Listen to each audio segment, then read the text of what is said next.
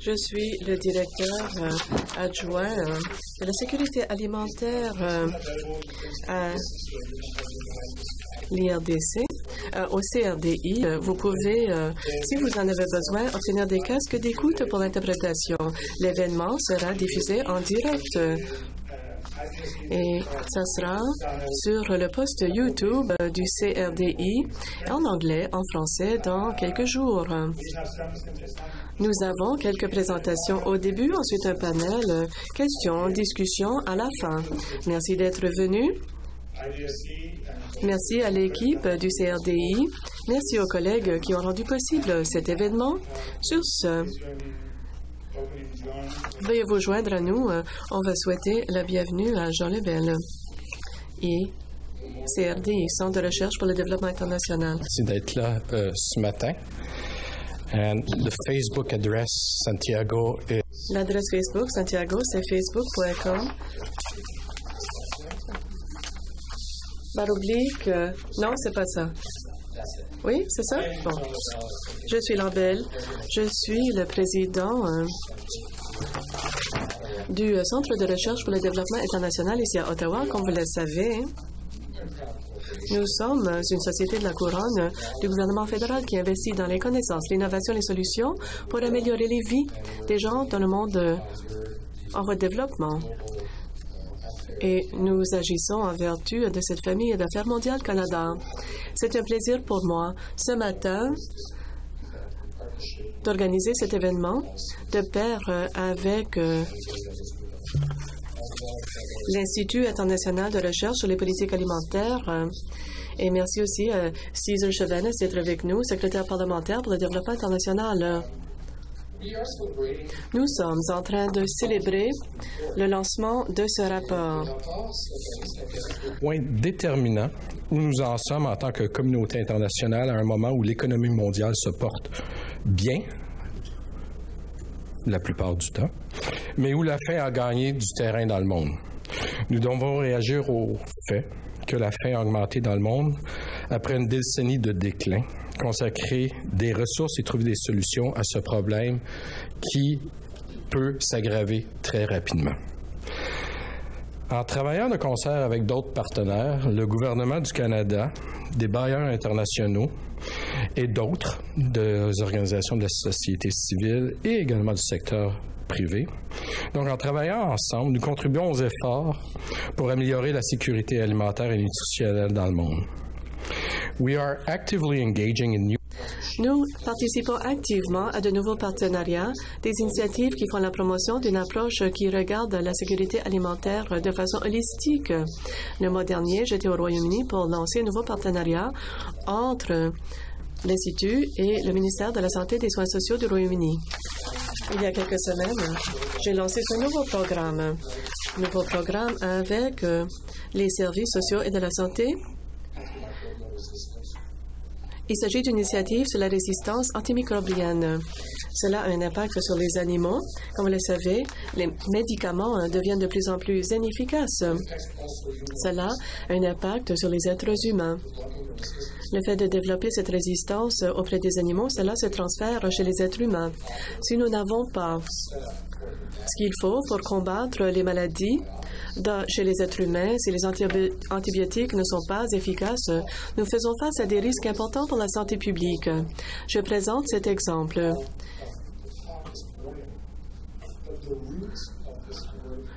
Le cœur même de ce travail remonte à la participation, la collaboration de l'IFPRI et du CRDI. John McDermott et Marie Ruel, deux Canadiens, ont travaillé avec le CRDI pour travailler sur un programme. John est avec nous ce matin. Alors, tout le monde nous regardait en se posant la question, c'est qui ces gens-là qui établissent des liens avec les pratiques agricoles, avec la santé humaine? 15 ans plus tard, c'est au cœur même des intérêts de l'IFPRI et de d'autres organisations à l'échelle mondiale. On parle de questions fondamentales liées à la sécurité alimentaire et de la nutrition. Si on parle de la définition classique, on parle de la disponibilité des aliments, de rendre accessible les aliments et que ce soit utilisable aussi. Progressivement, au fil des années, l'aspect nutrition est devenu de plus en plus important et l'aspect qualité aussi, et je crois que c'est le 4e pilier, en fait. Ce matin, je voudrais signaler qu'il y a un pilier manquant. Il faut peut-être regarder même le 5e pilier, et ça, c'est le genre.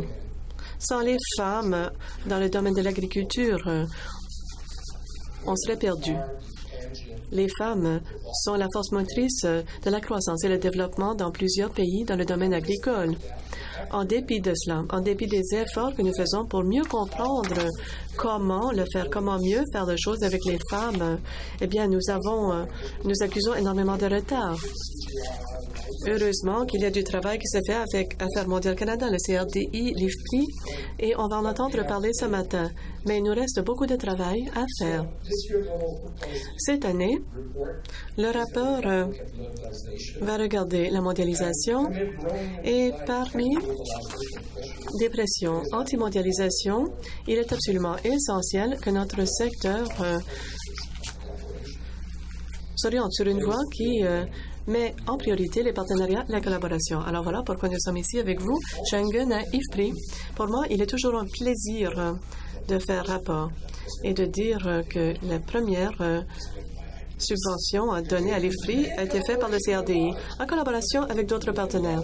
Mais il s'agissait d'un investissement de 2 millions de dollars en 1975. Alors aujourd'hui, nous vivons dans un monde où la recherche agricole est plus nécessaire que jamais. Et grâce à Affaires mondiales Canada et le gouvernement du Canada, on s'est joint à d'autres partenaires. Il y a le Fonds canadien de recherche sur la sécurité alimentaire et internationale. Avec ce programme de 120 millions de dollars, on a travaillé avec 185 000 agricultrices. Et on a mis à l'essai des innovations sur le terrain. Nous avons entamé des conversations avec l'Institut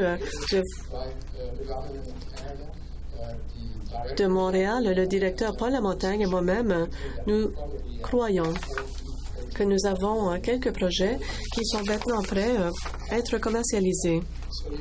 Alors, vous savez, ce n'est pas recherche pour la recherche. On cherche à faire des changements dans les vies des gens. Et il s'agit de recherche qui nous permet de transformer beaucoup de choses puisqu'on peut déployer à grande échelle. Il me fait plaisir maintenant de vous présenter Célina César-Chavanez, la secrétaire parlementaire au ministre du Développement international et la francophonie. Comme vous le savez, Célina a beaucoup d'antécédents en recherche. Elle travaillait pour une entreprise qui se penchait sur la santé et la recherche. Elle a un MBA de l'Université de Phoenix en gestion des soins de la santé, un MBA exécutif de l'école de gestion Rotman. Depuis qu'elle est devenue secrétaire parlementaire, elle a montré à répétition ce qu'il nous faut en matière de leadership pour faire avancer la recherche, de passer de la recherche à la politique et de voir l'agriculture pas comme un défi en matière de développement, mais aussi qu'il s'agisse d'une question liée au développement durable pour tous, et en particulier les femmes. Célina. Good morning, everyone. Bonjour. Are you guys awake? Vous êtes réveillés? Oui. Il me fait plaisir d'être là aujourd'hui. Je tiens à remercier le Centre de recherche pour le développement international et l'Institut international de la recherche sur les politiques alimentaires de nous avoir unis ce matin pour cette discussion très importante sur les aliments. On aurait dû avoir une table en plein milieu de la pièce pour le faire. Sur les lignes que le rapport de IFPRI établit entre les femmes et les filles, la nutrition, l'alimentation et l'agriculture et le commerce. Ce sont des sujets importants, non seulement pour vos organisations, mais aussi pour le gouvernement et les citoyens. Et ces questions complexes sont bien mises en relation dans le rapport. La circulation des biens, des investissements, des personnes et du savoir joue un rôle important et de plus en grand pour l'alimentation de la population mondiale croissante et pour soutenir les systèmes alimentaires. I'm looking forward to hearing more about the links that have been drawn between. J'ai hâte d'entendre plus sur les liens entre les femmes, les filles, la nutrition, l'agriculture et le commerce. De la perspective du développement, quand on pense que 46% de la population mondiale habite en milieu rural, il est clair que la lutte contre la pauvreté extrême et la faim sera gagnée ou perdue dans les zones rurales dans les pays en voie de développement. Un accès accru aux données peuvent permettre aux agriculteurs d'améliorer la productivité, d'accroître leur capacité de nourrir leur famille et de gagner leur vie. 43% des femmes dans les pays en voie de développement travaillent dans le domaine agricole. Malheureusement, les femmes en milieu rural n'ont pas le même accès et contrôle sur les terres et les ressources productives que les hommes. Mais si c'était le cas, la recherche indique que la production alimentaire augmenterait de 30%, suffisamment pour sortir 150 millions de personnes de la pauvreté et de la faim. Pour arriver à la parité entre les sexes, il faut aborder cette inégalité du pouvoir, surtout pour les femmes en milieu rural qui font face à l'exclusion, la vulnérabilité à l'exploitation, des pratiques nuisibles, des conflits, la violence. En région rurale se trouvent, elles, en situation vulnérable, mais elles possèdent un énorme potentiel de changement positif. C'est pour cette raison qu'il faut les inclure dans nos accords et nos politiques de développement. Think of the potential benefits. Pensez aux avantages si les femmes étaient pleinement capables de participer au commerce mondial. Au Canada, si on enlève les obstacles à avoir plus de femmes qui participent au commerce international, on pourrait faire croître notre économie de 150 milliards de dollars. Selon l'Institut McKinsey, l'effet d'avancer l'égalité des femmes pourrait, ils utilisent 12 à 28 trillions de dollars seraient rajoutés à l'économie mondiale d'ici 2025. Je crois que les femmes sont si puissantes que ça. Les nouvelles ententes commerciales tiennent compte du pouvoir et du potentiel des femmes, des filles. Nous sommes fiers d'appuyer la déclaration sur le commerce et l'habilitation économique des femmes et nous encourageons d'autres pays d'en faire autant.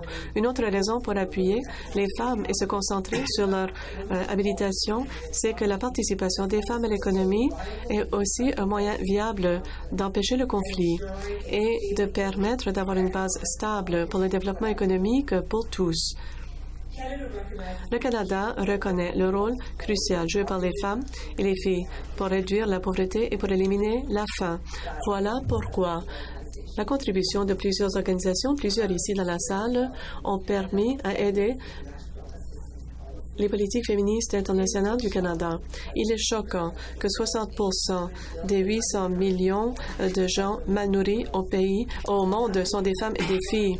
Cela veut dire que les femmes et les filles reçoivent des plus petites portions, mangent plus tard, mangent des aliments moins nutritifs que les hommes.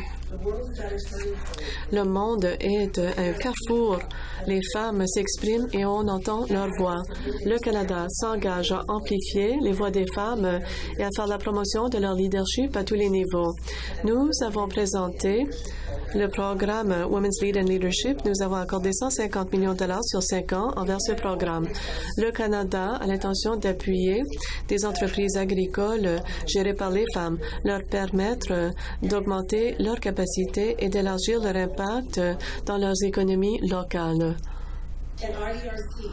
Et le CRDI joue un rôle critique à renforcer les liens entre le Canada et les pays en voie de développement, les chercheurs, la société civile et les gouvernements. Vos réseaux avec les partenaires permettront de transformer ces idées dans des actions qui changent des vies. Actuellement, l'initiative gérée par le CRDI permet de renforcer 43 institutions en 20 pays en voie de développement sur une période de 10 ans. Ce genre d'innovation a un potentiel inouï pour améliorer la vie des femmes, non seulement puisque les femmes nourrissent leur famille, mais aussi parce que plusieurs d'entre elles sont agriculteurs. Le Fonds de sécurité alimentaire financé par Affaires mondiales Canada nous a donné 144 innovations qui ont été mises à l'essai et 37 qui sont tellement efficaces qu'on les a élargies pour bénéficier plus de 300 000 agriculteurs dans 24 pays différents. Le Canada a aussi appuyé le groupe de consultation pour la recherche internationale et la politique alimentaire en collaboration avec un grand réseau de partenaires, y compris les instituts de recherche nationaux, internationaux, les organisations de la société civile, le monde universitaire, des organismes du développement, et j'en passe. Ce travail est encore plus pertinent aujourd'hui, alors que le monde cherche à atteindre ses objectifs en matière de développement durable. J'ai hâte d'en entendre davantage du prochain conférencier, d'entendre parler des résultats du rapport de 2018 et les opinions du panel sur les défis auxquels font face les chercheurs et les praticiens en matière de politique agricole et politique alimentaire.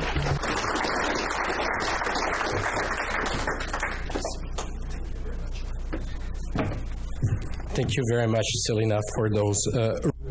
Merci infiniment, Selena, pour ces propos fort intéressants. Et avant de poursuivre, en fait, j'avais oublié. J'aimerais que vous fassiez signe de la main. Je veux voir que vous êtes quand même en vie. Je sais qu'il est trop tôt le matin. Et ce côté-ci de la pièce, comme ça, je vois qu'il y a une grande foule et que tout est parfait. Bon, voilà, c'est fait. Nous sommes à l'époque des médias sociaux, alors je m'en excuse. Et alors, je vais prendre une photographie de moi-même maintenant. Je dis ça à la blague. Donc, j'ai le plaisir de vous présenter maintenant Dr. Sheng-Gun Fan, qui est directrice générale depuis 2009 et qui participe au CRDI depuis plus de 20 ans. Sheng-Gun est un économiste en Chine et aux États-Unis. Alors, il a une formation d'économiste. Il est non seulement économiste, mais il a joué un rôle de chef de file dans le domaine de l'élaboration de politiques à Washington et dans la décentralisation des politiques dans les régions. En 2017, l'année dernière, on lui a décerné le prix pour la gestion alimentaire. C'est comme les lauréats du prix Nobel, et je suis vraiment ravi que c'est lui qui a reçu ce prix en 2014. Il s'est fait décerner le prix du héros de jeunesse pour son rôle de chef de file dans la résolution de problèmes dans le domaine de l'alimentation, de la sécurité alimentaire. Alors, avec l'appui d'Affaires mondiales Canada, je vous invite à la tribune pour faire le point sur le rapport de cette année.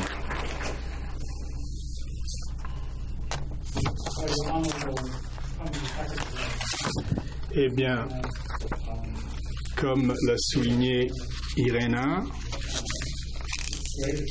il me fait grand plaisir d'être ici.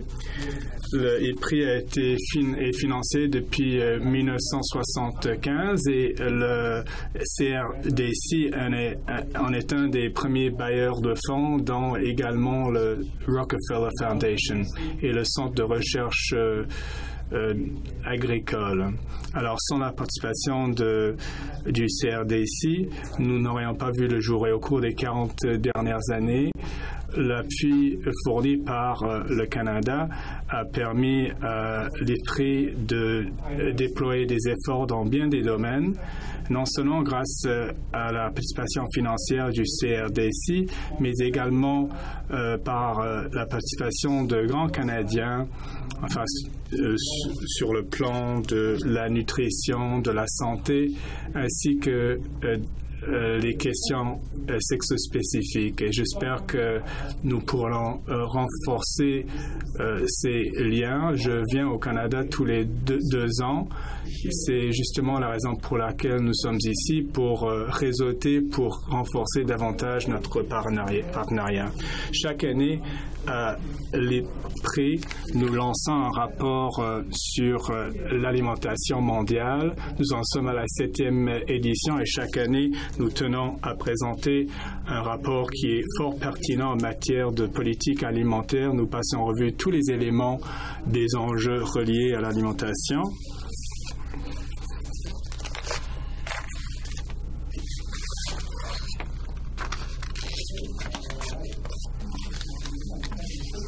J'aurais besoin de dépannage technique, me semble-t-il. Il y a quelqu'un qui règle le problème. Ah tiens, voilà. Chaque année, nous passons en revue tout ce qui se produit dans le domaine de l'élaboration de politiques alimentaires. Et un des éléments qui est ressorti en 2017, c'est les inégalités qui se creusent dans le monde. Donc, le premier 1% des gens ont augmenté leur part de la richesse. Vous n'avez qu'à regarder ce qui se passe en Inde et en Chine. L'inégalité connaît une montée en flèche, en fait, que ce soit au Canada ou aux États-Unis.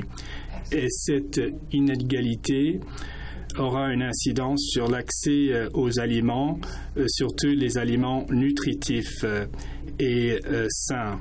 Donc, il y a un écart grandissant entre, pour ce qui est de l'accès à l'alimentation entre les riches et les pauvres. En 2017, les changements climatiques, en fait, ont mué. La femme dans le monde augmente, est muée par les conflits et les changements climatiques. Et selon le rapport, en 2017, plus de 141 millions de gens étaient susceptibles d'être atteints de l'insécurité alimentaire, en partie en raison des changements climatiques, que ce soit au Yémen, au Niger, entre autres. Et encore pire, en raison de ces inégalités grandissantes, en 2017, il y a plus de 800 millions de personnes qui sont mal nourries. Et c'est supérieur aux données enregistrées en 2016. Moi, si je me suis décerné un prix, c'était pour dans le domaine de la faim. Moi, je suis originaire de la Chine, mais au cours des quelques 40-50 ans, j'ai réussi à me sortir de la misère et de la malnutrition. Mais il y a une anti-mondialisation et l'évolution du paysage mondial, dont le Brexit, qui risque de faire naître de nouvelles incertitudes. Et ces sentiments d'anti-mobilisation vont en fait empêcher la poursuite de progrès, les progrès que nous avons su réaliser au Canada depuis un certain nombre d'années. Alors, comment se fait-il qu'il y a ce sentiment anti-commerce? Il y a en fait, le binationalisme a pris le dessus sur le multinationalisme et il y a de plus en plus de limites sur les investissements étrangers directs. Et on a également resserré les frontières. Même le personnel de l'IFPRI ont du mal à se déplacer d'un pays à l'autre. Alors, ils doivent surmonter de grands obstacles sur le plan migratoire. Alors, les gens affamés vont en fait se relocaliser de la Syrie dans les autres pays européens. Alors, il faudrait permettre la fluidité des informations. Et la politique étrangère dans les pays de l'OCDE, dans l'Europe et les Amériques, et en raison de la menace de l'antimobilisation, certaines des réformes en matière de politique risquent de se voir renversées. Et les agences de l'ONU, la réforme du CGRI font partie de ce processus de réforme. Mais il y a encore beaucoup de pain sur la planche et nous n'avons pas encore atteint le but escompté. Alors, nous savons tirer profit du commerce libre des biens. Alors, et grâce à la libre circulation des biens, nous avons accès à des mangues, aux bananes, à des aliments nutritifs qui proviennent d'autres pays. Et donc, cette libre circulation des biens a permis d'atténuer les problèmes de faim et de malnutrition à l'échelle mondiale. Alors, la question qui se pose, c'est comment se fait-il qu'il y a une montée de l'antimondialisation et des dérapés dans le domaine du commerce. Mais malheureusement, ce n'est pas tous les êtres humains qui profitent de la libre circulation des biens. Il y a beaucoup qui sont laissés pour compte. Et c'est grâce au filet de sécurité sociale, à l'éducation, la scolarisation. Même il y a 30 ans, lorsque le Canada s'est joint à l'OMC, on faisait valoir l'importance de la formation, de la scolarisation. Mais ça n'a jamais abouti. Il faudrait y prêter beaucoup plus d'attention. Il y a eu un investissement très important dans le domaine agricole qui a permis la création de nouvelles technologies.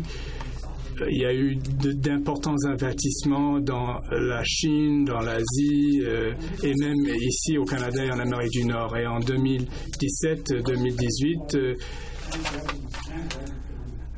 il y a eu dans les pays comme la Chine, la Corée du Sud et le Moyen-Orient,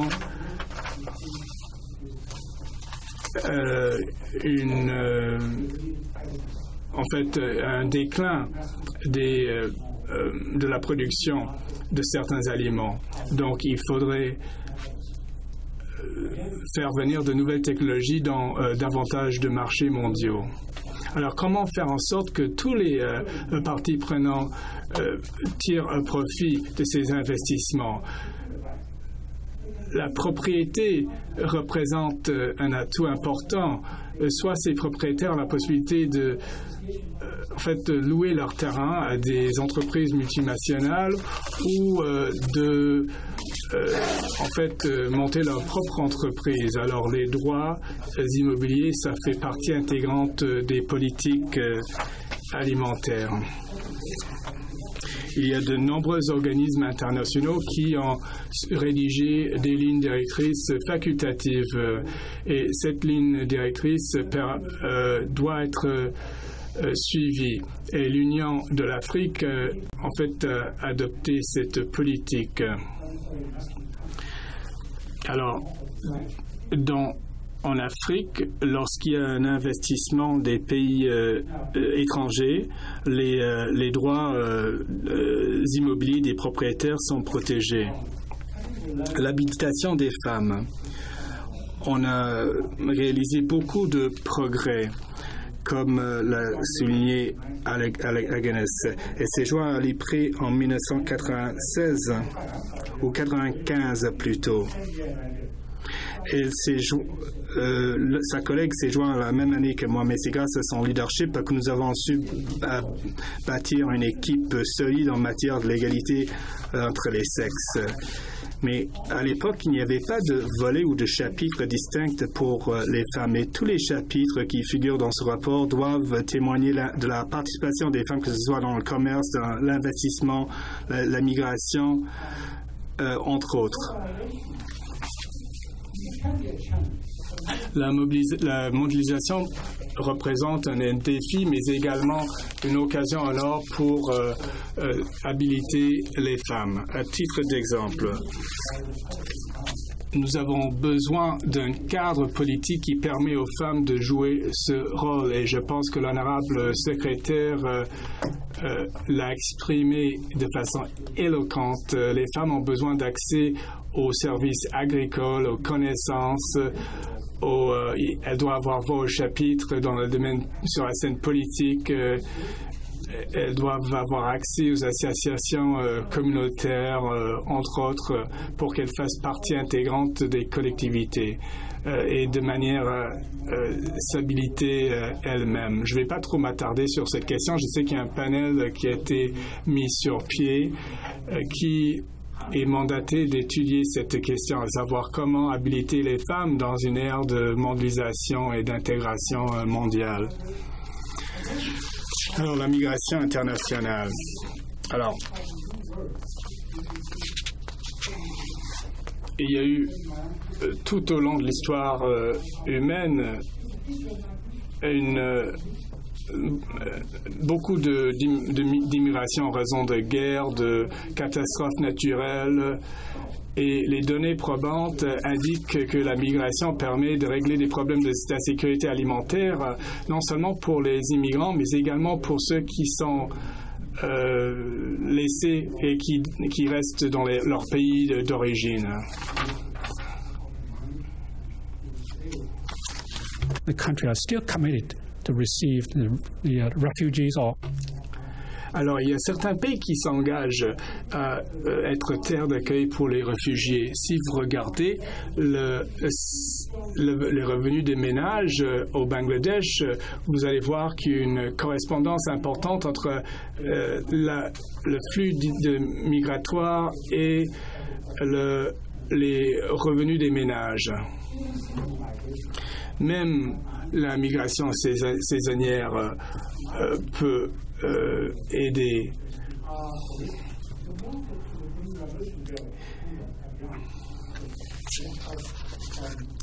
Et dans certains cas, ça permet de résoudre des problèmes de pénurie de main-d'œuvre. Et en l'occurrence, c'était un gagnant-gagnant pour les deux parties de l'Inde. Et même au Bangladesh, selon les toutes dernières études, la migration saisonnière, pendant 2 ou 3 mois, juste avant quand la nouvelle récolte et quand il y a une période hivernale où les gens n'ont pas assez à manger, ils mangent 1 ou 2 fois par jour. Il y a une migration quand même saisonnière et les agriculteurs peuvent se déplacer d'une ville à l'autre pour faire du travail saisonnier, qui permet de fil en aiguille à améliorer la sécurité alimentaire des uns et des autres. L'accès aux connaissances et aux données. Donc, le CGRI a vu le jour en 1981 et son raison d'être, c'est de partager les connaissances et les données avec les divers pays. Et ce partage des connaissances est essentiel. Il faut quand même maintenir le cap. Et toutes les... En fait, il y a des gens qui s'opposent aux faits et aux données scientifiques. Donc, il faut vraiment faire en sorte que les connaissances et les données probantes sont respectées.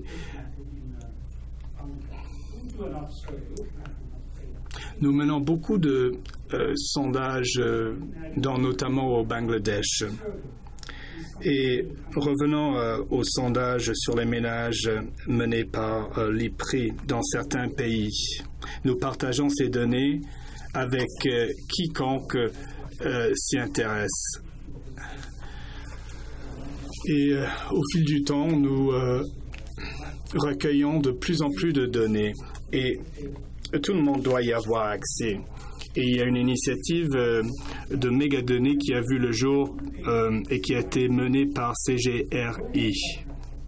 Il faut veiller à un accès ouvert, un partage illimité, gratuite. Il y a plusieurs instituts qui coordonnent ces efforts. La réforme des politiques nationales de subventions agricoles, les pays de l'OCDE ont réalisé beaucoup de progrès. Et là, vous faites partie de ces efforts en matière de subventions. Et je tiens à féliciter les pays de l'OCDE, dont le Canada, en réduisant les subventions agricoles et en réformant les subventions agricoles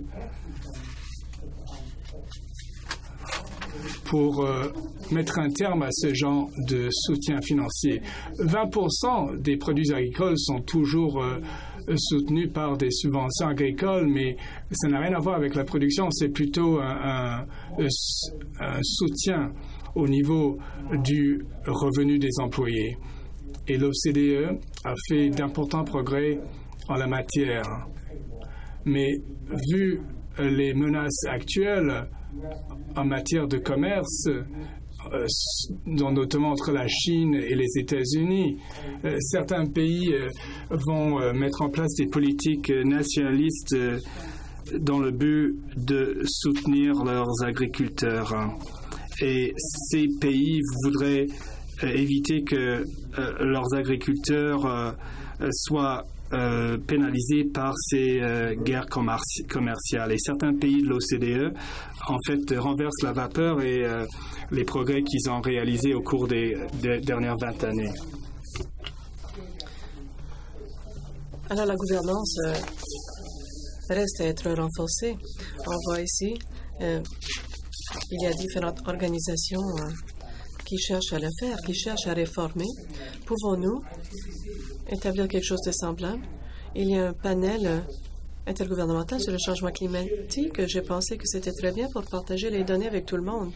Cette plateforme nous a permis de réfléchir sur le changement climatique. Voilà pourquoi c'est prioritaire. Pouvons-nous établir une structure semblable pour fournir des données, des connaissances, des analyses à tous les intervenants? Pas simplement aux gens qui travaillent à l'interne. Nous faisons face à des changements radicaux. Il y a l'intégration, il y a un courant anti-mondialisation. Travaillons ensemble pour s'assurer que les gens pauvres et affamés ne vont pas en souffrir. Je sais qu'au Canada, ils sont très nerveux par rapport aux négociations de l'ALENA. Il faut s'assurer que les gens qui vivent dans la pauvreté, dans la faim, même les gens au Mexique, ne vont pas en souffrir et que le commerce est bien pour tout le monde. Travaillons ensemble pour aborder ces questions des gens qui sont laissés pour compte, les gens qui ne vont pas bénéficier de ce commerce. Sur ce, je vous remercie.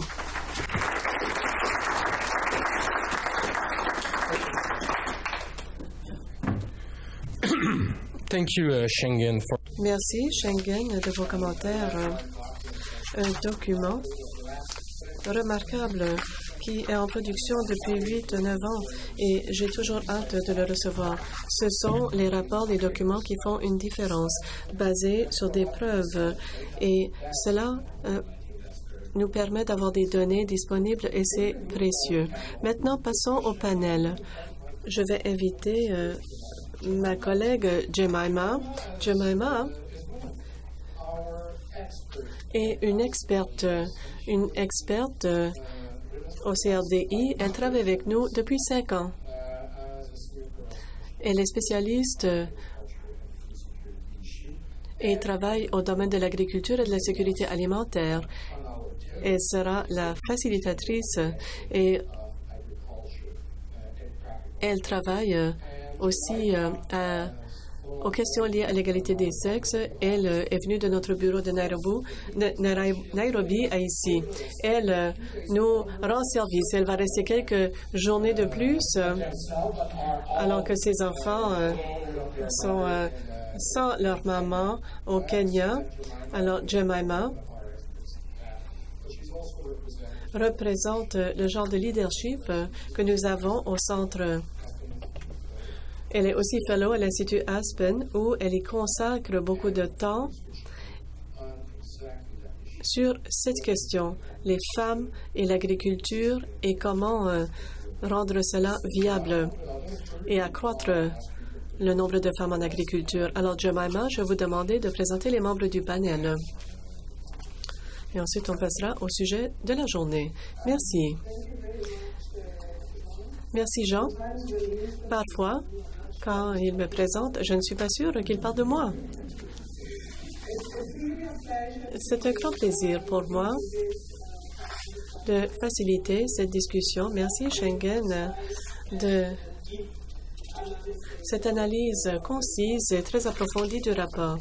Cela permettra au panel de comprendre ce qui se passe et de voir quelles sont les données les plus pertinentes. Ce matin, on avait presque un panel uniquement féminin et ensuite, il y a un monsieur qui est arrivé et c'est devenu un panel parfait avec des hommes et des femmes. Alors, je vais vous présenter les membres du panel. Premier, Sue Szabo. Et Sue est la directrice générale à Affaires mondiales Canada. Elle est responsable de la division de la sécurité alimentaire et de l'environnement. Ensuite, Faris Ahmed. Faris est le directeur de la politique et les campagnes USC Canada. Il travaille en matière de politique, mais aussi sur l'agriculture écologique, la biodiversité et les réseaux de sécurité alimentaire dans le Sud et au Canada. Bienvenue, Faris. Agnès Kisubing, elle est fellow en recherche dans le domaine pauvreté, santé et nutrition du réseau international. Elle fait beaucoup de recherches sur les femmes dans le domaine de l'agriculture et aussi sur l'égalité des sexes. Ensuite, Sonia Laszlo de McGill n'a pas pu venir étant donné une urgence familiale. Et Jane Rabinovitz de USC Canada, qui est représentée par Faris. Schengen est là puisque les gens de la salle n'ont pas eu la chance de vous poser des questions. Je vais vous demander, Schengen, de vous joindre à nous. Oui? Ah, vous n'allez pas vous esquiver comme ça.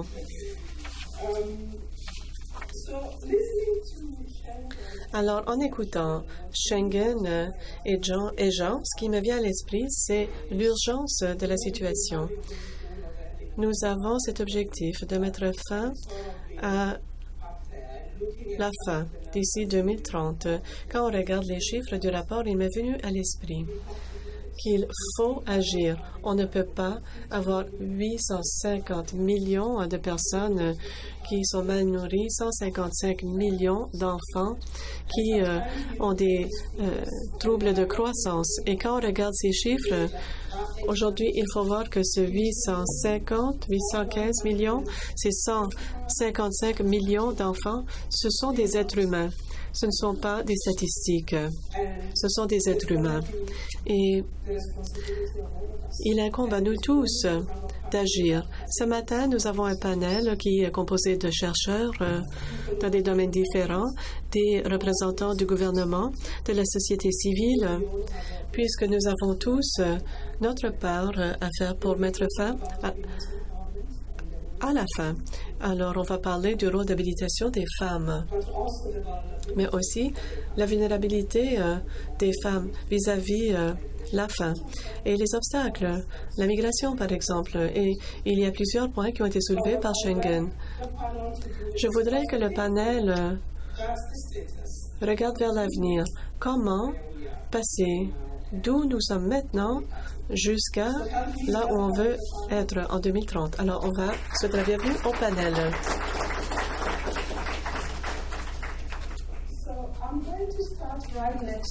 Alors, je vais commencer avec Sue, secrétaire parlementaire, à parler de l'aide internationale féministe, cette politique canadienne, et le rôle joué par les femmes afin d'atteindre la sécurité alimentaire, mais aussi des obstacles à surmonter.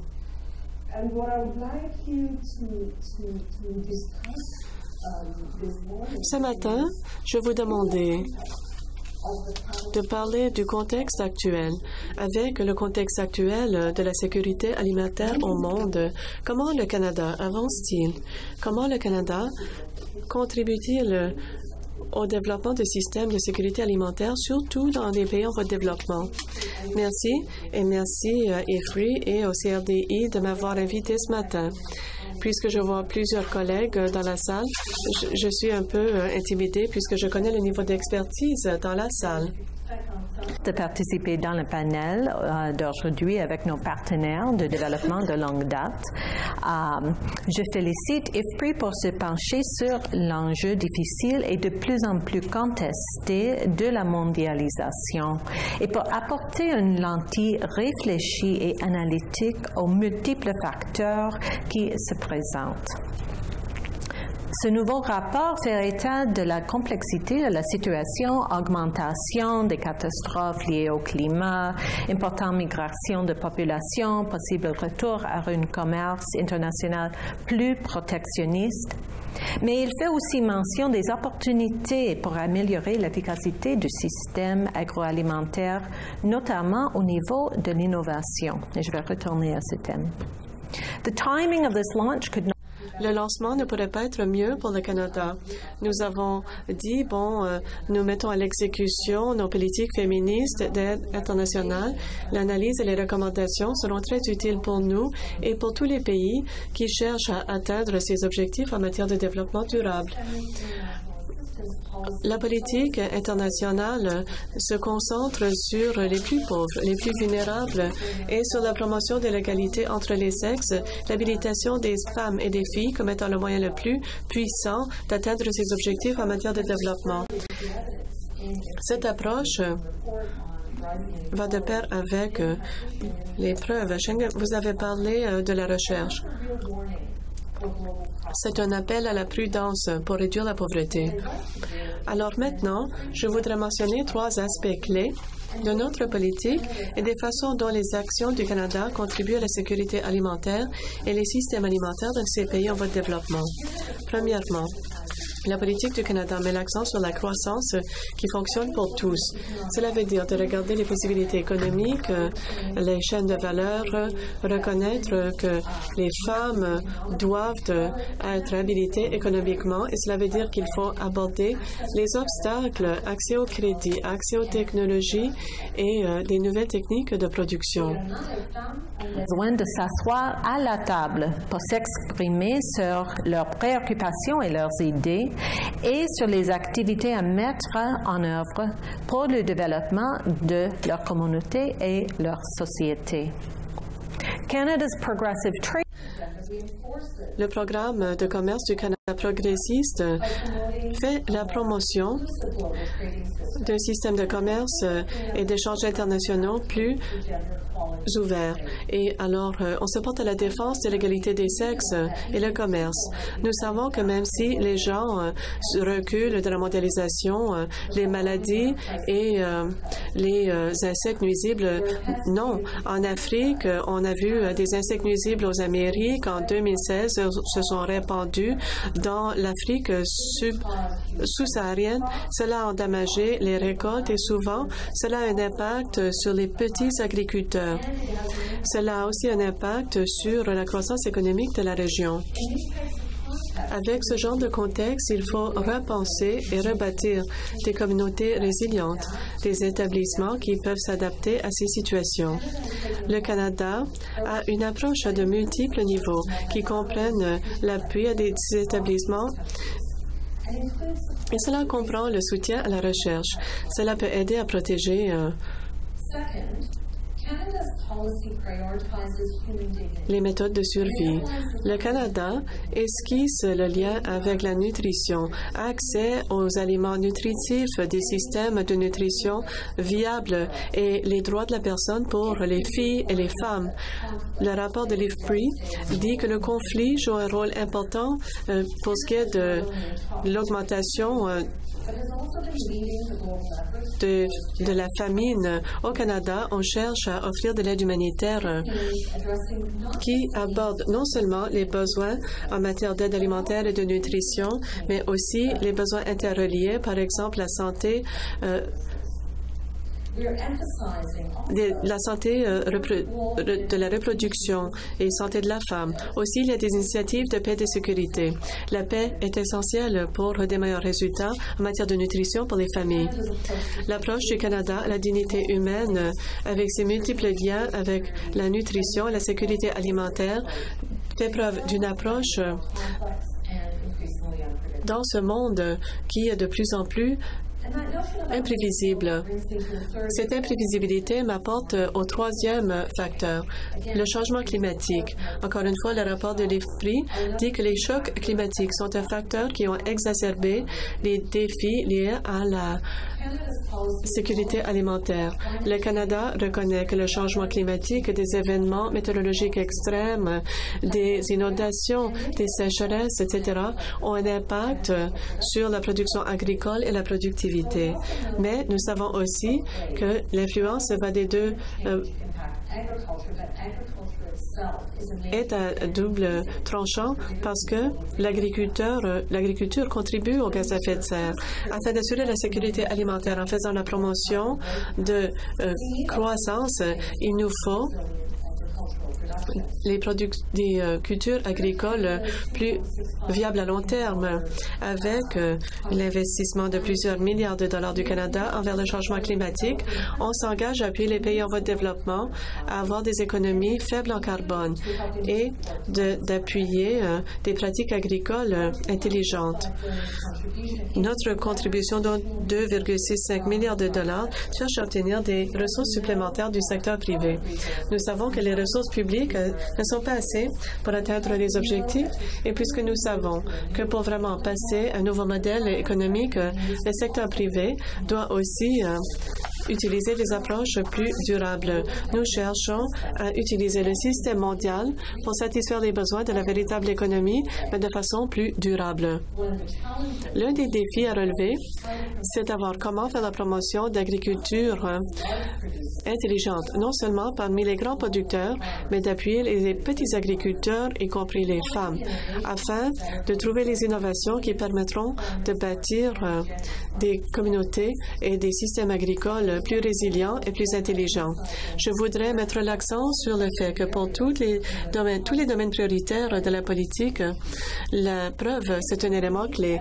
En particulier, il nous faut les preuves pour une approche féministe des meilleures données des agrégés, de la recherche avec une lentille sexospécifique et un processus qui nous permet de comprendre que l'accès doit être accessible aux hommes et aux femmes dans ces pays en voie de développement. Merci, Sue. Maintenant, Faris. L'une des recommandations du rapport, c'est qu'il y a besoin d'avoir une collaboration mondiale pour mettre en œuvre des politiques qui tirent avantage de la mondialisation tout en minimisant les risques posés pour ces systèmes d'alimentation locaux. Et c'est alors une déclaration assez vaste. Alors, selon votre expérience, quelles sont les approches qui fonctionnent dans votre travail avec l'USC? Comment peut-on bâtir ces systèmes alimentaires solides en s'assurant que les agriculteurs font partie du système mondial d'alimentation. Qu'est-ce qu'il faut surveiller? Quelles sont les leçons apprises? À savoir, comment ça peut fonctionner? Pour moi, c'est ça la question, c'est ça le défi vraiment. C'est pas une coïncidence que vous avez demandé à la société civile de parler de cette question. Parce que it is a controversial question. C'est une question controversée et complexe. Certaines de ces tensions sont mentionnées dans le rapport et ont été soulevées par Schengen. Je voudrais aussi dire que quand vous m'avez invité à participer au panel, je me rendais compte que il s'agissait de panel de femmes et que j'étais un obstacle. Alors Schengen et moi, on va essayer de faire notre part quand même. Mais ces tensions sont mentionnées dans le rapport et le rapport accentue les aspects positifs.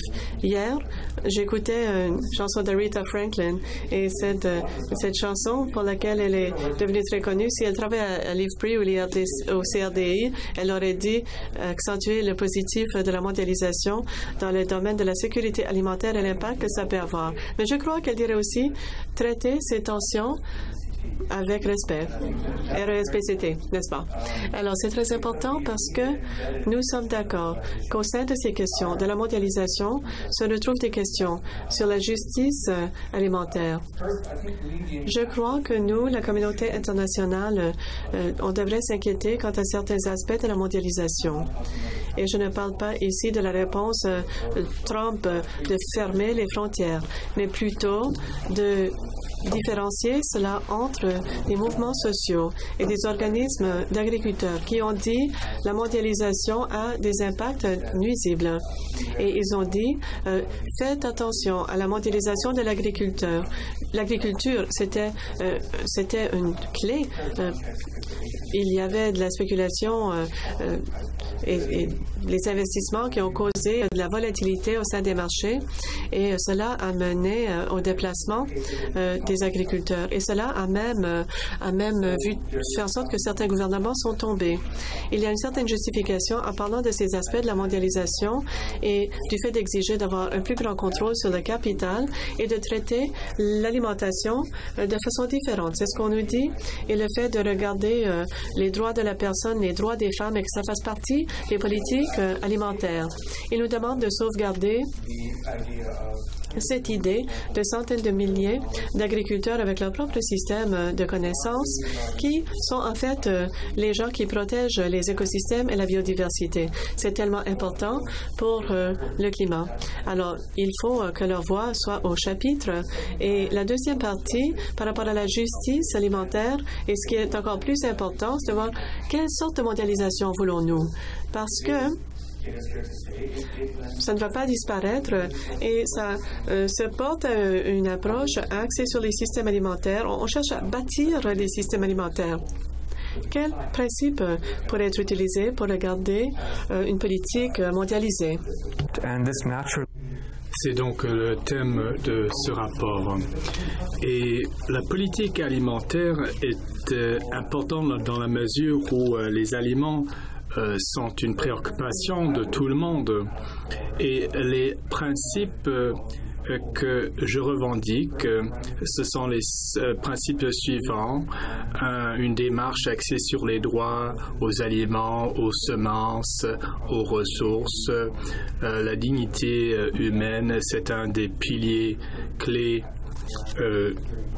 Et l'accès aux terres fait partie intégrante de ce rapport qui a été publié aujourd'hui. Puis une gouvernance robuste et inclusive qui met au centre des politiques les agriculteurs, et non seulement les agriculteurs, mais également les pêcheurs, les peuples autochtones, les gens qui travaillent sur les terres agricoles, qui font tous partie de ce système agricole. Et bien entendu, les femmes. C'est ce qu'il faut faire et c'est exactement ce que fait le Comité pour la sécurité alimentaire à Rome.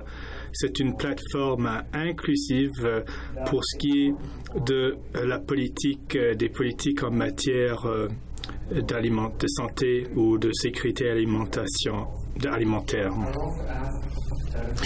Je demanderai également qu'on élabore un système alimentaire qui est avant-gardiste dans la mesure où il y a une empreinte du carbone moins importante qui permet d'essayer de régler le problème des changements climatiques qui est responsable, vous ne l'ignorez pas, vous n'êtes pas sans savoir des émissions de gaz à effet de serre. Alors, il faut remettre entre les mains des producteurs des aliments la production elle-même, et une politique alimentaire avant-gardiste vise à donner des incitatifs aux agriculteurs de ne pas partir en exode. Et les jeunes s'intéressent à une perspective agricole où ils ont la possibilité de profiter de nouvelles connaissances acquises. Ils s'intéressent à la bioalimentation. Ils peuvent participer à la réduction des distances parcourues pour livrer les aliments. Et cela fait partie des efforts menés à l'échelle mondiale. Nous ne voulons pas faire l'objet des recherches menées par d'autres. Nous voulons mener nos propres recherches. Et en dernier lieu, une politique avant-gardiste doit avoir une perspective tant nationale qu'internationale. La mondialisation peut et doit consister en un certain nombre de systèmes alimentaires locaux qui s'inspirent d'une approche urbaine, et nous le remarquons à l'échelle du Canada. Il y a la possibilité de faire participer divers intervenants. Cela fait partie des assises que nous sommes en train de jeter pour un système alimentaire du 21e siècle, et une façon de faire en sorte que la mondialisation profite à tous. Merci infiniment de nous avoir brossé un tableau d'un monde où la mondialisation alimentaire profite à tous et à toutes, y compris les petits agriculteurs. Lorsque j'ai pris connaissance du rapport, j'espérais qu'on mettrait l'accent sur les petits agriculteurs.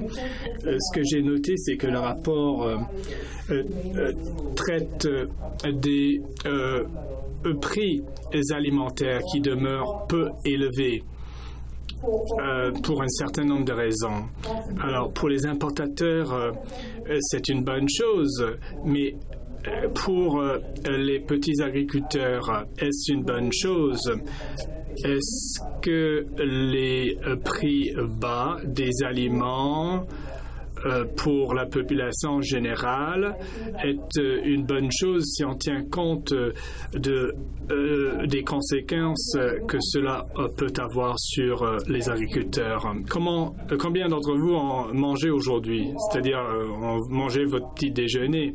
Si vous avez mangé, c'est parce que les agriculteurs ont produit des aliments. Donc, au cœur de cette conversation, c'est l'importance de ces petits agriculteurs, dont notamment les femmes. Donc, je vais céder la parole maintenant à Agnès. Et Agnès, on se connaît depuis bien des années. Nous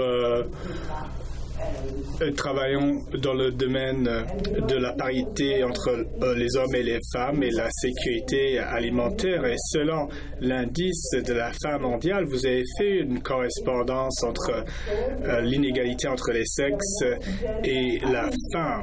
Alors, les pays où il y a une inégalité entre les sexes sont atteints plus par des problèmes d'insécurité alimentaire. Et ça, c'est un problème qui perdure depuis plus de 30 ans. Et là, on a de plus en plus cette possibilité de discuter de la manière dont nous pouvons soutenir les femmes et les filles.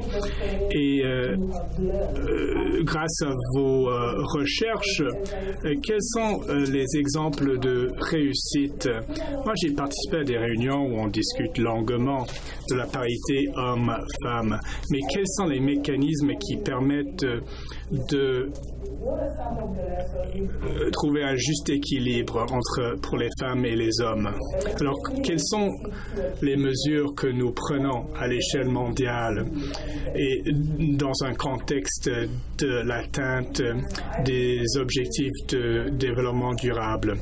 Écoutez, merci Jemima. J'ai eu le privilège de collaborer avec Jemima comme chercheur et sur cette question de la parité homme-femme et surtout dans le domaine agricole. Et une des leçons que j'en ai tirées, c'est qu'il faut être à l'écoute des femmes. Les politiques et les lignes directrices ont des limites. C'est aux femmes d'assurer en quelque sorte leur propre autonomisation ou leur propre habilitation. Alors, les politiques créent un environnement habilitant. Et Jemima et moi collaborons sur des projets de parité homme-femme. Et nous traitons, grâce à une méthodologie cohérente de recherche, les questions de parité homme-femme dans le domaine agricole. Et les solutions qui permettent, ou les pistes de solutions qui permettent à combler cet écart entre les hommes et les femmes. Et nous essayons de mesurer la manière dont ces projets permettent de combler cet écart entre les hommes et les femmes. Et j'aimerais connaître le point de vue des hommes. Les femmes perdent leur pouvoir en raison tout simplement de leur sexe, mais également à cause de la pauvreté. Et les hommes perdent leur pouvoir en raison de structures hiérarchiques ainsi qu'en raison de la misère ou de la pauvreté. Et tout cela a à voir avec les causes profondes de l'habilitation. Et l'habilitation ne se ressemble pas dans tous les pays et dans toutes les cultures. Il faut, pour bien comprendre ces questions, il faut avoir certaines connaissances relatives au pays en question. Alors, dans le cadre de cette initiative, nous demandons aux parties intéressées quelles pistes de solutions ils auront formulées sur le terrain. Et bon, des exemples sont la prestation de biens et services, la création de groupes féminins et la question des normes sexospécifiques. Mais est-ce que ces stratégies permettent de véritables possibilités d'habilitation? Et les projets sont assortis de trois stratégies normalement. Des stratégies qui visent à atteindre les femmes, à assurer une inclusion sur le plan dans le domaine agricole, des projets qui visent à améliorer leur statut sanitaire ou financier, mais cela ne veut pas dire pour autant qu'on va habiliter les femmes. Il faut plutôt habiliter les femmes à être à même de prendre des décisions importantes et de leur accorder ou leur donner le pouvoir de jouir d'une certaine autonomie dans leur vie. Alors, ce n'est pas évident de mesurer l'autonomie. Je pourrais tout simplement dire de façon anecdotale qu'il y a eu tel ou tel pourcentage de femmes ou d'hommes qui ont assisté à ma présentation aujourd'hui, mais l'autonomisation est toute une autre paire de manches. Alors nous avons formulé un indice selon lequel nous mesurons l'autonomie chez les femmes et Dans le cadre de ce projet, nous efforçons de formuler des indicateurs d'habilitation à l'échelle des 13 projets qui participent. Et c'est un message que j'aimerais faire passer à nos collègues canadiens. Alors que vous mettez en œuvre vos politiques d'aide, vous devez vous en remettre aux lignes directrices qui ont été élaborées. Il y a quand même certains organismes qui ont élaboré leurs propres indicateurs, mais en l'absence d'indicateurs cohérents, vous ne serez pas capable de vraiment mesurer les solutions qui permettent véritablement l'habilitation des femmes. Alors, il faudrait collaborer avec des parties prenantes pour trouver les meilleures façons d'habiliter les femmes. Je vais m'arrêter là, mais c'est un domaine par excellence pour la recherche sur le terrain qui vise à aider les femmes et les communautés. Je vais donc céder la parole aux participants. On aura assez de temps pour 2 ou 3 questions. Je vous demande de vous présenter en premier lieu et ensuite citer le nom de votre organisation et essayer d'être concis. Et comme ça, nous allons avoir plusieurs questions et réponses.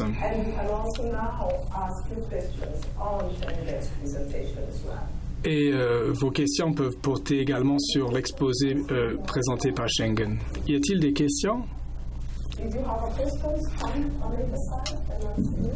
Si vous avez une question, veuillez vous lever, s'il vous plaît. Eh bien, nous avons parlé longuement de la transformation agricole qui met à contribution les petits agriculteurs, mais dans certaines parties du monde, cette transformation ne s'effectue pas à la ferme, mais en aval ou en amont. Bon, par exemple, dans l'Afrique orientale, la valeur ajoutée, c'est grâce aux gens qui transportent le lait jusque dans les magasins, par exemple. Alors que les pays en développement continuent à s'épanouir, il va falloir élargir ce concept de transformation alimentaire. Très bien. Une autre question? Veuillez vous présenter. Ian McGlivley. J'étais avec l'ACDI dans une autre vie. J'ai pris ma retraite, mais j'aimerais vous dire à quel point cela m'a fait plaisir d'écouter mes collègues, mes anciens collègues à CRDI et Agnes qui a fait le point sur son travail exceptionnel et les conseils que vous prodiguez au gouvernement alors que nous continuons à habiliter les femmes tant au Canada qu'à l'étranger. Cela me rassure. Nous avons pris d'importantes décisions au CRDCI en appuyant l'IFPRI qui mène des recherches fondées sur des données probantes. Bon, j'ai travaillé avec l'équipe de travail qui a vu le jour en 2008-2009 qui visait à s'attaquer à la question de la coordination mondiale. Schengen a fait allusion au panel des changements climatiques et c'est un panel qui vaut vraiment la peine et ça vaudrait peut-être également la peine de mettre sur pied un comité semblable sur la sécurité alimentaire, la nutrition et l'agriculture. Le CRDI appuie le système multilatéral et selon ce rapport, essentiellement, d'ici 20 ans, à moins d'améliorer notre coordination, nous n'allons pas nous tirer d'affaire. Et y a-t-il des questions de ce côté-ci de la pièce? Au milieu de la pièce. Est-ce que quelqu'un aurait des questions pour Schengen?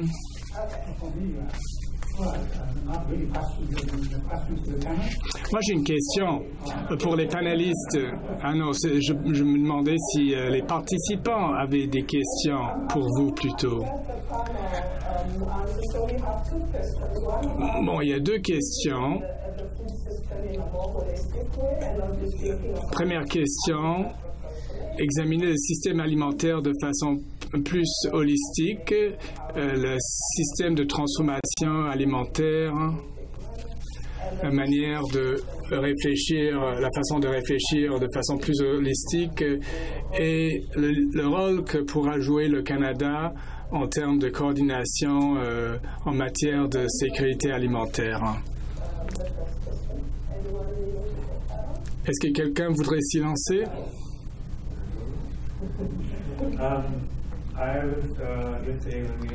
Hier, lorsqu'on discutait de ces questions avec IFPRI, on parlait d'un rapport qui a été publié l'année dernière et qui a été rédigé par un panel de spécialistes. Et le titre de le rapport, c'était « De l'uniformité ».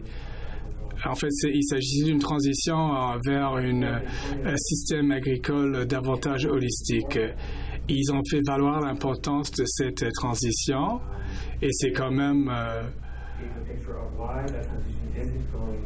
évident. Et ils ont discuté des raisons pour lesquelles cette transition a été retardée ou ralentie. Et ils ont dit si on tient compte des recherches sur certains systèmes alimentaires, la majorité des recherches sont menées sur la production alimentaire et les nouvelles technologies. Mais si on tient compte du gaspillage, de la consommation, de l'entreposage, où il y a vraiment des puits de connaissances qui ne se traduisent pas forcément par de bonnes recherches. Mais c'est un domaine qui pourrait, de façon très naturelle, appuyer à une transition. Et les fournisseurs des aliments et les petits agriculteurs s'y connaissent très bien, ont beaucoup de connaissances qu'ils pourraient partager. Donc moi, je revendique davantage de recherche dans ce domaine. Et une petite observation au sujet de la coordination mondiale. La Commission pour la sécurité mondiale vise à assurer une collaboration à l'échelle des institutions. Et c'est un projet qui aura des conséquences révolutionnaires. Et si vous n'avez pas pris connaissance, ça vaut vraiment la peine d'y jeter un coup d'œil.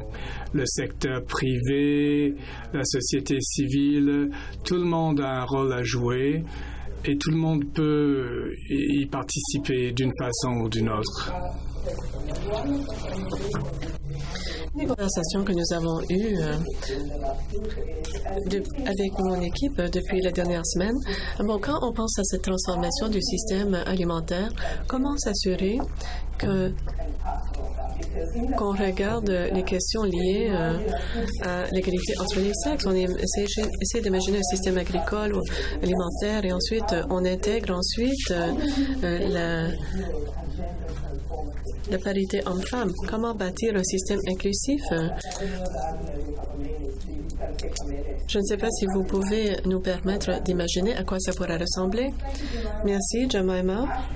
En fait, c'est un domaine de spécialisation de Jemima pour ce qui est de les chaînes de valeur et la parité homme-femme. Si on cherche à avoir un système où on regarde la sexospécificité, il faut regarder le rôle joué par les hommes et les femmes sur les fermes. Beaucoup des contraintes auxquelles font face les femmes limitent leur possibilité de cultiver des récoltes à valeur plus élevée et elles perdent la capacité ou ça limite leur incitatif plutôt de commercialiser une fois qu'elles perdent le contrôle du revenu. Comme Jemima l'a démontré dans son travail, cela limite l'incitatif. Alors, je crois en fait qu'il est très important de se pencher sur la façon dont les différents acteurs de la chaîne de valeur, comment les hommes et les femmes sont à différents stades et comment ils sont touchés par ces changements. Je crois que c'est le domaine sur lequel nous ne nous sommes pas penchés. Vous voulez rajouter la coordination mondiale? Oui. Je vais faire certains points et établir un lien avec ce que vous venez de dire par rapport au système transformatif. Alors, je voudrais rajouter au point de Ferris quant à la coordination mondiale. L'une des choses que nous avons vues à l'échelle mondiale, c'est que ce n'est pas facile, mais on peut certainement établir des nouveaux mécanismes ou des établissements, mais il est difficile de voir l'adaptation de ces institutions au fil du temps. Et il y a des coûts importants liés à ces mécanismes. Alors ça, c'est dans un contexte où nous avons des contraintes énormes et on sait que le prix est très élevé. Il y a des défis et il faut alors voir quelle est l'architecture actuellement. Et ça, c'est une chose que nous faisons. Deuxième point, pour ce qui est de l'égalité des sexes et l'année du G7 du Canada, nous avons un groupe de travail du G7. Une des choses que nous avons fait, c'est que nous avons regardé les données. Les données sur les dépenses par les membres du G7 démontrent que pour ce qui est des dépenses en matière d'agriculture, la proportion des dépenses qui soit cible l'égalité des sexes ou comprennent une analyse sexospécifique sont très faibles. Cela nous dit que ce n'est pas uniquement d'augmenter le nombre de ressources, c'est de mieux dépenser les ressources dont nous disposons actuellement. Nous avons aussi essayé de travailler avec les agences, d'avoir un projet axé sur les sexes, puisque nous savons qu'il est très important de regarder avec les organisations que nous avons actuellement, même thème. Où pouvons-nous en faire plus avec ce que nous avons en partageant les expériences? Alors, ça permet d'indiquer les deux choses. Oui. La dernière minute. Pour Schengen. Oui. Jemima, merci. Je crois que pour ce qui est du système alimentaire, oui, absolument. Il faut, ça ne peut pas simplement être la production. On voit que dans ce monde post-production, les femmes doivent bénéficier, les jeunes doivent bénéficier du système. Je suis tout à fait d'accord. C'est un système mondial. Un système mondial alimentaire comprend toutes sortes de systèmes. J'aurai quelques commentaires. Premièrement, il y a la crise alimentaire de 2007-2008 et voilà pourquoi nous avons échoué côté commercial. Ça a commencé avec la chaîne économique. Vous l'avez indiqué. Ça a commencé en Australie, en fait, avec une sécheresse. Et ça a augmenté le prix. Ensuite, Argentine, on a vu une augmentation du prix du bois.